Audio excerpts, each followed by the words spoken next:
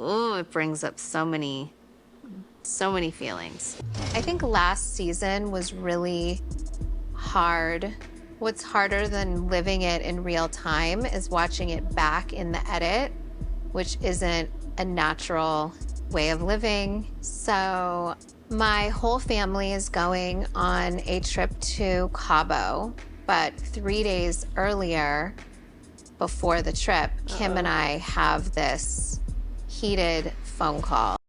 Hi, I'm Ashley, your favorite trauma coach, and you are watching Through the Lens of a Trauma Coach. With over 15 years of experience, you get to see me unpack some of your favorite people in the media today and understand what is going on. So if you're interested, make sure to like and subscribe. And as always, remember you are worth it.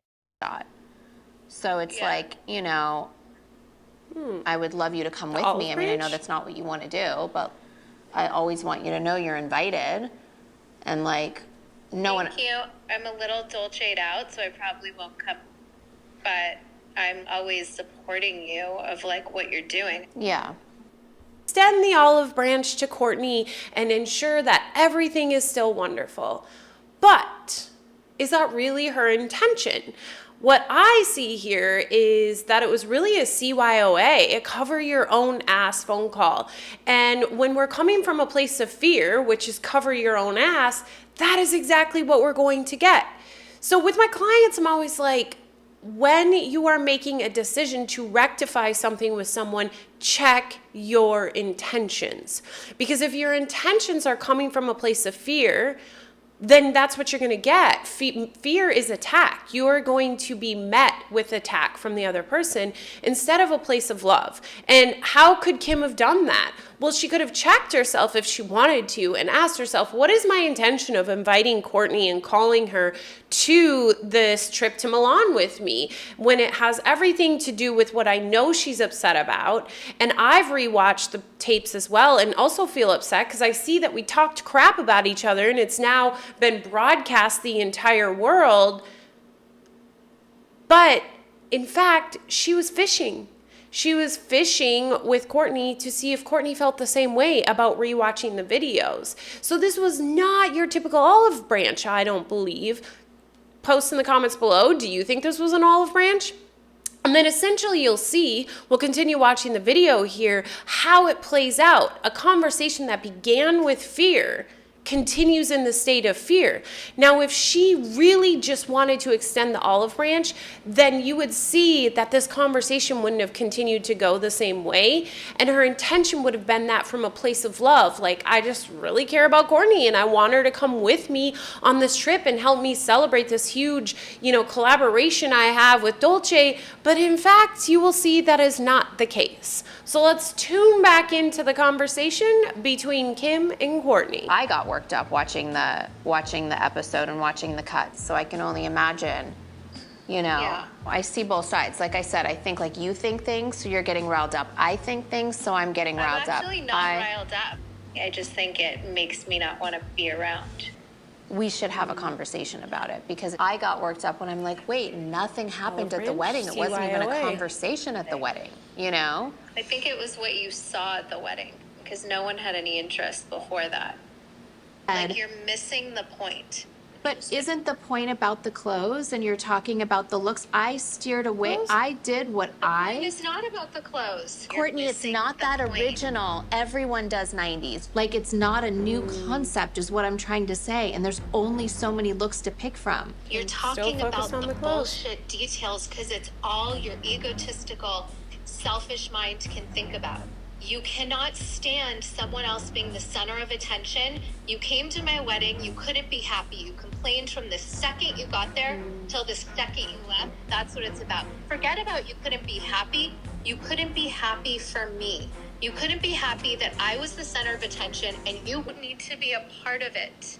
All of your friends call us complaining, whether you think they're the ones going to you, they're all coming to us on the side saying the opposite to us. So we're all confused and we're on a group chat that's actually labeled not Kourtney. Part of that? Like, they're your friends, the ones that you speak to on a daily basis. I have a happy life and the happiness comes when I get the away from you guys. Like, Understood. Specifically you. I'm concerned, but I won't be because I'm a narcissist, so I'm only going to think about myself. I want to think like, oh wow, my sister felt like I wasn't happy or supporting her at her wedding. What can I do to make you feel Think that about it. you want? Certainly not having side chats specifically as me as the topic. Like, who the has time? Maybe you guys need to go think about why, if you're not happy. But that's what you have time for, to sit and have side chats specifically to talk about me? We're allowed to express concern. We have side chats about everybody. That's just what you do. Life. Well, your kids have even come to me with problems that they have and how you are. Courtney was attempting to express her emotions, but the problem was that this conversation began as a conversation of attack. So Courtney tried her best to not meet attack with attack, but to meet it with love and just openly, honestly share her feelings from where she was coming from and to help try to get Kim to see. But in fact, Kim couldn't. She was in fear, in the ego, full blown. And slowly, as you continue to watch the conversation, you see Courtney being pulled into it. And all of a sudden, Kim begins to project out her own feelings that she's unhappy. Like when we're unhappy, we don't tell other people they're unhappy unless we're unhappy ourselves because we don't even notice it. Have you ever been around that person where they are just happy all the time and you can be miserable, but it doesn't impact their happy bubble and they don't say, hey, why are you miserable? Because they just don't even acknowledge the misery because they're happy. But when we are unhappy and we are in this place of attack, what happens is we want to project out because it's so uncomfortable. And especially the mirror Courtney was being, the things she was reflecting to Kim and bringing to the forefront in a very calm and respectful manner. Granted, this conversation will go later, and definitely Courtney was fully pulled into the ego and responds from a place of the ego. And, you know, I don't know if she was predicting Kim's Halloween costume possibly, but she outs what Kim plans to be for Halloween.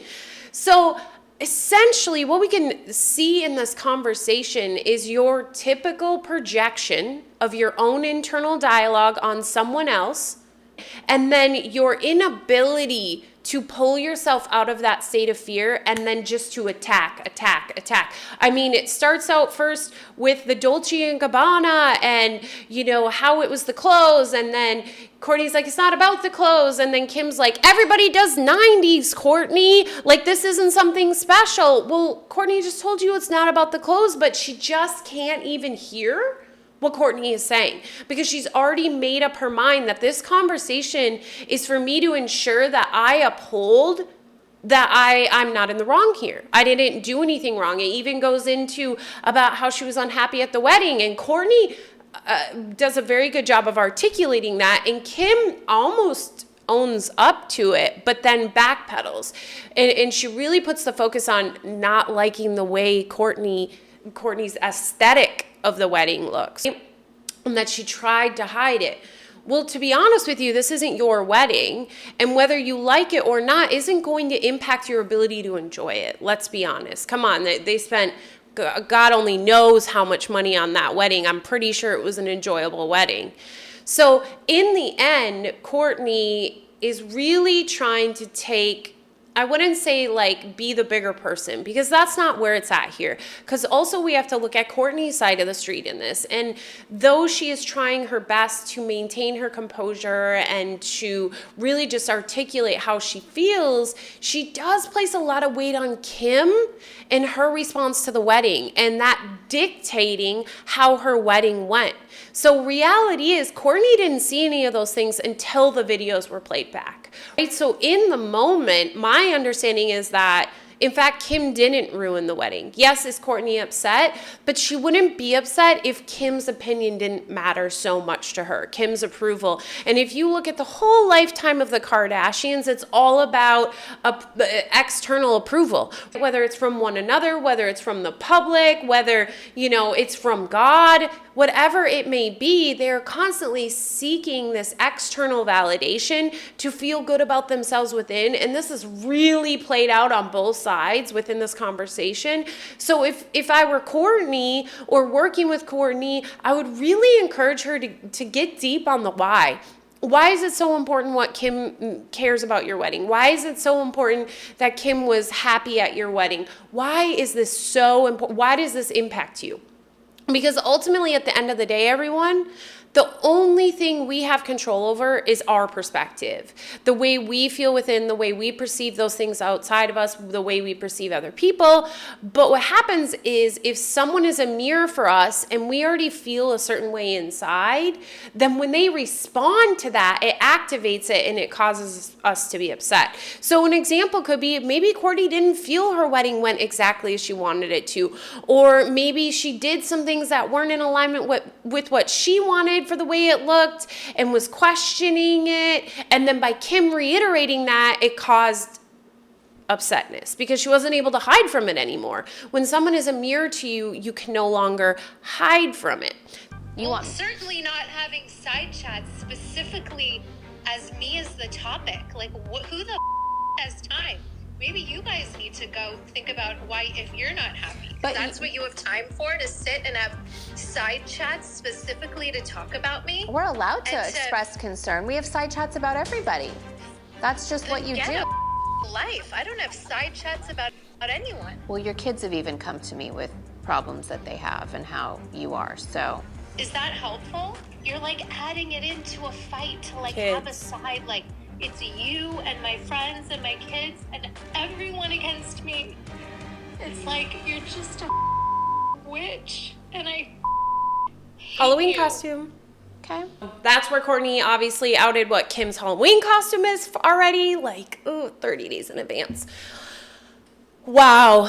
Okay, let's take a moment. That was a lot of attack. I mean, I'm feeling it. Are you feeling it? Ooh, our subconscious, remember that's a keynote, doesn't know the difference between it actually happening to us and someone else. That's why when you are watching something, you can feel that extreme emotion because it's actually activating scenarios in your life that have occurred that are similar to that. That's why you can watch a scary movie and be scared shitless because, in fact, your subconscious is storing it as it is happening to you. That was a side note. So let's get back to the conversation with Kim and Courtney. The attack just gets more and more. Kim starts to feel that her back is against the wall. She's not willing to look. Courtney keeps bringing up.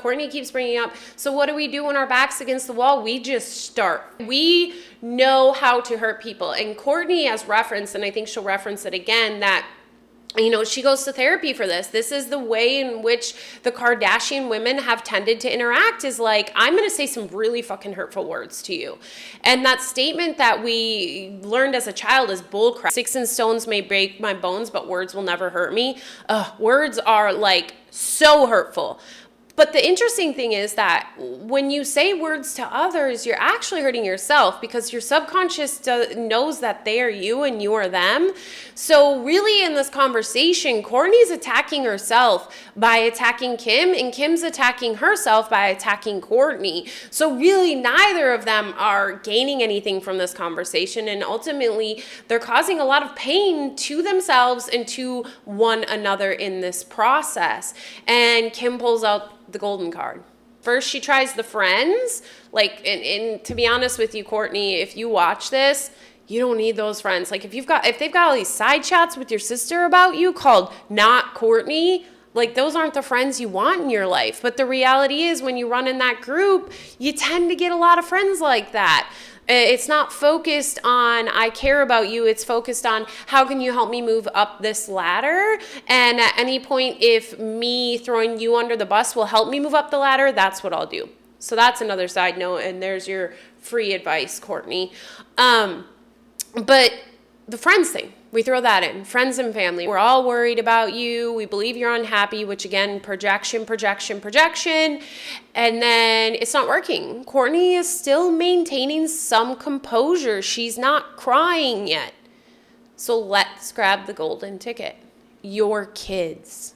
Your kids have even come to me. So it was like, let's stick the dagger in and twist it. If it wasn't bad enough that it was your friends, now it's your kids too. And at that point, Courtney just can't even hold her composure anymore. She's already gotten pulled into the ego script of fear and anger and sadness and attack, attack, attack. And she meets her with, "You're a freaking witch," her Halloween costume, and "I hate you." Oh, that one hurts. And it doesn't necessarily hurt for Kim. You see how calm and collected Kim is. And I know it's referenced that Kim is a narcissist, and you know, there's a huge buzz about narcissism, but technically we're not going to get into that day. If you go into the DSM, not many people are actually narcissistic. They may have narcissistic tendencies, very ego-driven is what I would say. They're very much in the self-development, the personal development, and becoming a better individual instead of seeing the larger scale of spirit development. You can check out some of my other videos on that. So ultimately, by Courtney saying, "I hate you," she was telling herself she hated herself and really caused herself a lot of damage in that process because, again, it let herself down. But what was she doing? She was projecting out because it was so uncomfortable what is within. That is why often when we're heated in an argument, it is best to walk away because what you say you can't take back. And in reality, if you start to make those words light, it just becomes your narrative that I'm unworthy of love, everybody hates me, but really it's you're hating everybody outside of you.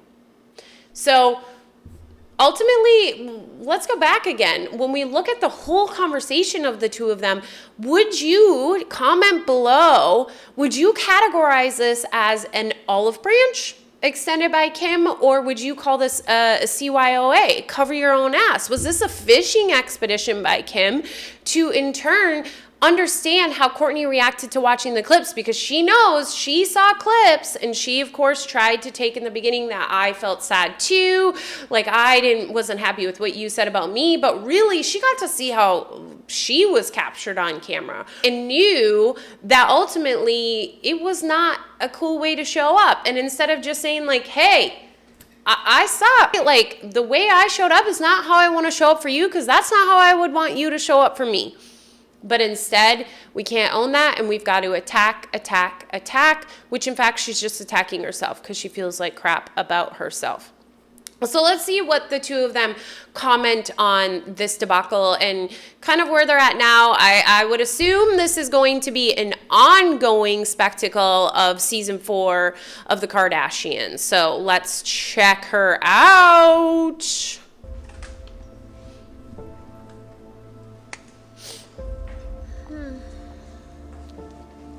Okay. Very Surprised to standoffish. see the two of you together.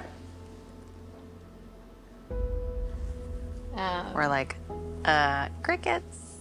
Just kidding. Courtney What seems very triggered hurt. you? You don't have to get the details, but is it that she's not You just seeing feel your the side or your sadness. point, or just rehashing it? I think it's just there's so many thoughts that come up after watching all of the edits. I think it felt to me like in the call that Kim was just like using any weapon that she could find like to hurt Attack, me. attack, attack. You know, just everything like almost like weaponizing everyone against me. And I think we both got to a place that we weren't proud of. She hates me. I'm gonna have to deal.